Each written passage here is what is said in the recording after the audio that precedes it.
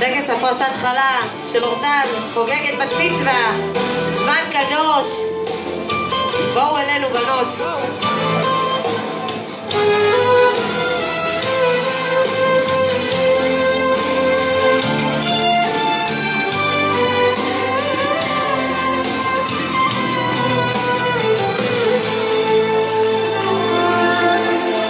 רק רציתי להגיד לך, ילדה שלי,